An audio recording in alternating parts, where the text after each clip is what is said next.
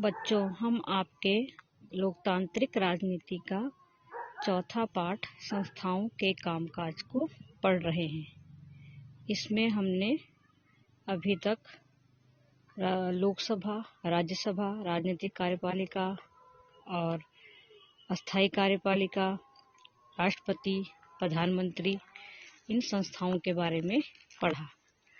आज की हमारी संस्था है न्यायपालिका। तो इस बार भी हम सरकारी आदेश की उसी कहानी पे लौटते हैं। इस पाठ की शुरुआत में हमने एक कहानी पढ़ी थी जिसमें सरकार के द्वारा एक आरक्षण से संबंधित आदेश जारी किया गया था और उसको लेकर जनता ने उसके विरोध किया। ठीक है, और उसके कारण सरकार और जनता के बीच क्या हो गया था, विवाद हो गया था। तो उस विवाद को कहाँ सुलझाया गया। ठीक है, तो इस बार हम कहानी को याद नहीं करेंगे, बस यह कल्पना करेंगे कि यह कहानी कितनी अलग हो सकती थी।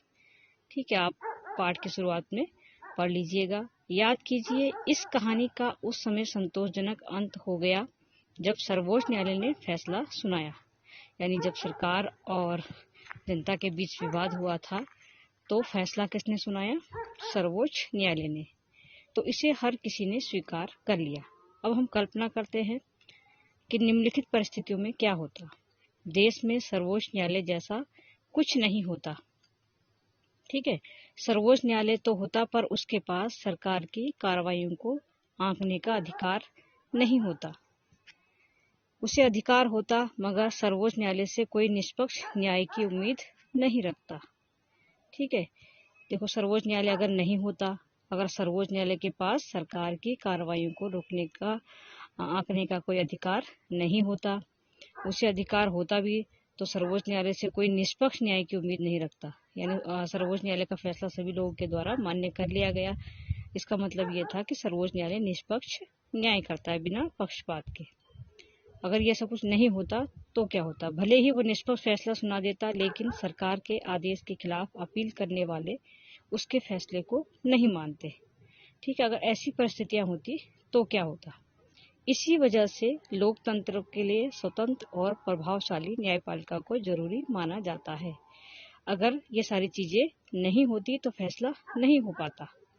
ठीक है, तो इसी वजह से जो न्यायपालिका होती है वो लोकतंत्र में अपना एक विशेष महत्व रखती है, क्योंकि लोकतंत्र में जो न्यायपालिकाएं हैं वो स्वतंत्र और प्रभावशाली न्यायपालिका को जरूरी माना गया है। कि न्यायपालिका क्या होनी चाहिए? स्वतंत्र होनी चाहिए, सरकार से स्वतंत्र होनी चाहिए और प्रभावशाली होनी चाहिए। यानी समय आने पे वो सरकार के फैसले को भी क्या करे? संशोधित करवा सके। ठीक है, देश के विभिन्न स्तरों पे मौजूद अदालतों को सामूहिक रूप से न्यायपालिका कहा जाता है। अब हम ये जानेंगे कि न्यायपालिका होती क्या है। तो देश के विभिन्न स्तरों पे जो अदालतें हैं उनको हम सामूहिक रूप से न्यायपालिका के नाम से जानते हैं। ठीक है, भारतीय न्यायपालिका में पूरे देश के लिए सर्वोच्च न्यायालय, तो जो भारतीय न्यायपालिका है उसमें भारत के पूरे देश के लिए क्या बनाया गया है? सर्वोच्च न्यायालय, सुप्रीम कोर्ट। ठीक है, जहां अंतिम रूप से न्याय करने के लिए भारतीय नागरिक पहुंच सकते हैं न्याय मांगने के लिए। और राज्यों में उच्च न्यायालय हैं, जिला न्यायालय हैं और स्थानीय स्तर के न्यायालय होते हैं। भारत में जो न्यायपालिका है वो एकीकृत है। इसका मतलब यह है कि सर्वोच्च न्यायालय देश में न्यायिक प्रशासन को नियंत्रित करता है। यानी जितना भी न्यायिक प्रशासन है उसका नियंत्रण किसके पास है? सर्वोच्च न्यायालय के पास।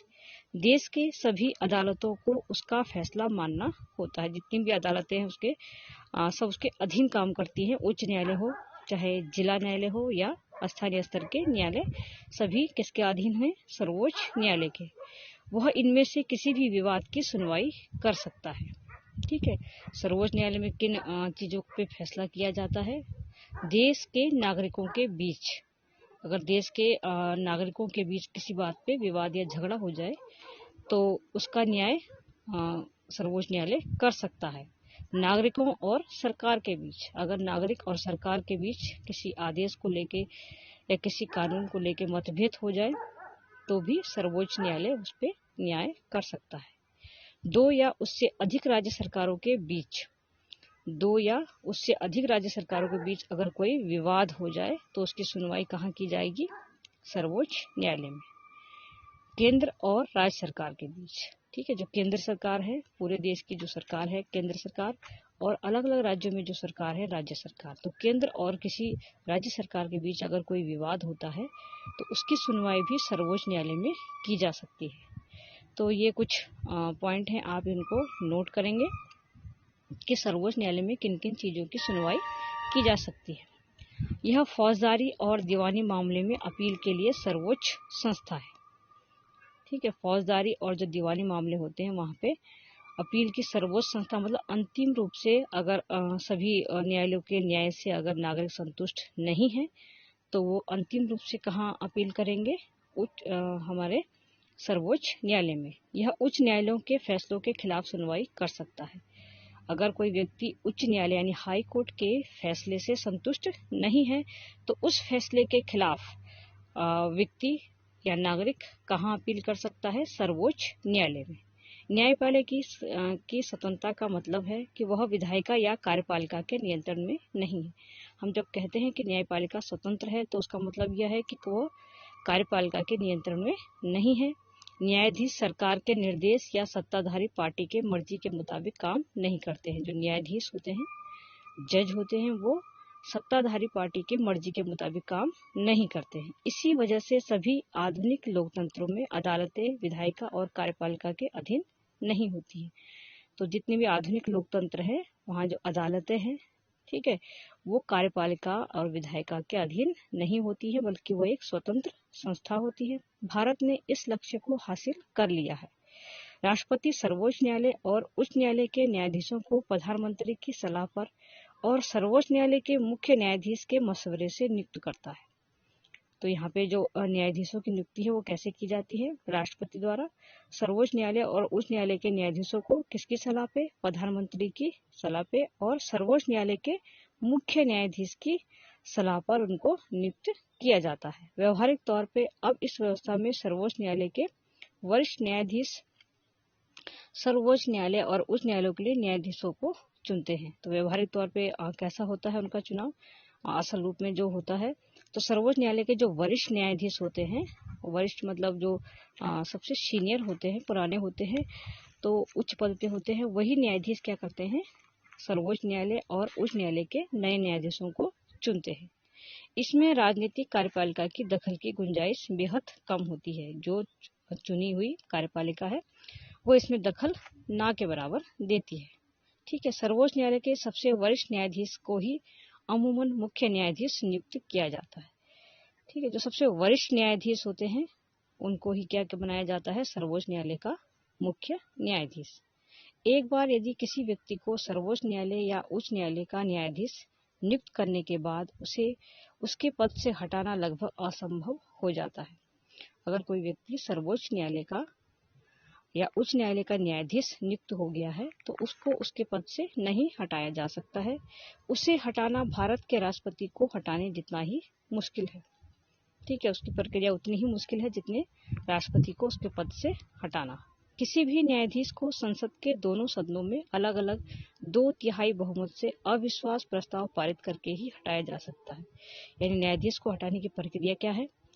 संसद के दोनों सदनों में क्या करना पड़ेगा? अलग अलग, दोनों सदन मतलब लोकसभा और राज्यसभा में अलग अलग 2/3 बहुमत से अविश्वास प्रस्ताव पारित करके ही हटाया जा सकता है।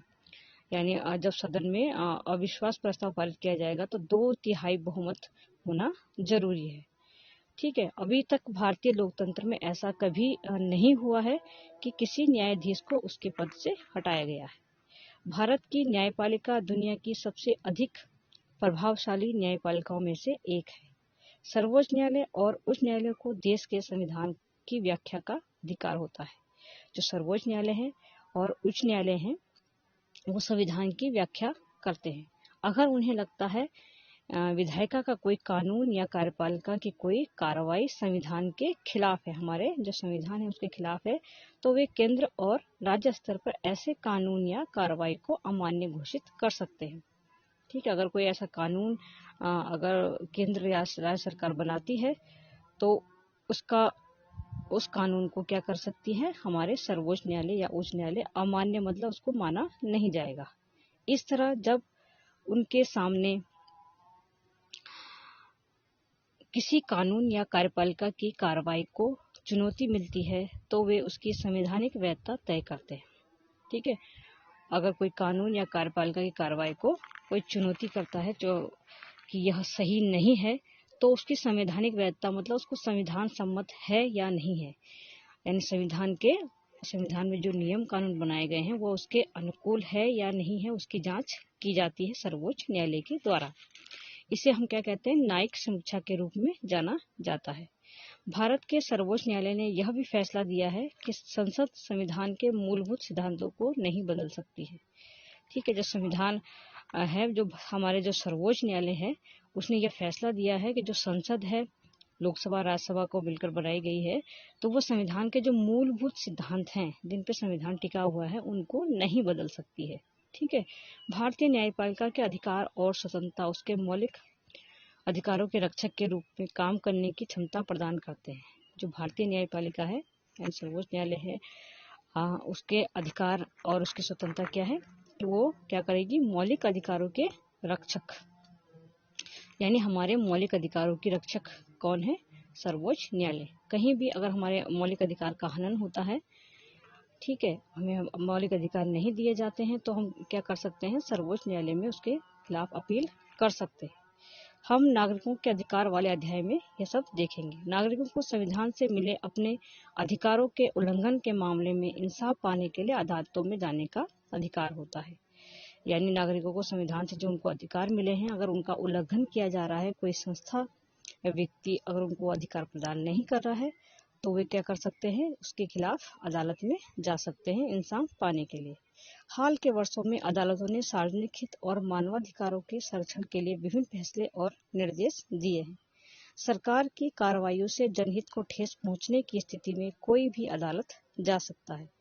यदि सरकार की कार्रवाई से कोई जनहित यानी लोगों के हित को ठेस पहुंचती है, नुकसान पहुंचने की स्थिति होती है, तो कोई भी क्या कर सकता है, अदालत जा सकता है। यानी सरकार अगर किसी गांव में ऐसी मिल लगा रही है जैसे वहाँ पर्यावरण का प्रदूषण हो सकता है, वहाँ की नदी प्रदूषित हो सकती है, यहाँ की हवा प्रदूषित हो सकती है, तो ये मात्र एक उदाहरण है।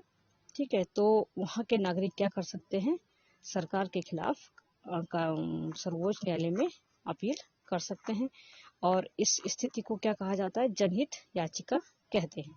अदालतें सरकार को निर्णय की शक्ति के दुरुपयोग से रोकने के लिए हस्तक्षेप करती है। ठीक है, सरकार के निर्णय की शक्ति का दुरुपयोग न हो उसके लिए भी अदालतें हस्तक्षेप कर सकती हैं। वे सरकारी अधिकारियों को भ्रष्ट आचरण करने से भी रोकती हैं। इसी वजह से लोगों के बीच न्यायपालिकाओं को काफी विश्वास हासिल है। ठीक है बच्चों, तो ये आपकी भारतीय न्यायपालिका के बारे में आपने अध्ययन किया।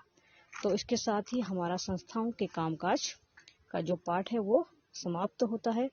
अब आपको इस पाठ के प्रश्न उत्तर करके दिखाने हैं अति शीघ्र।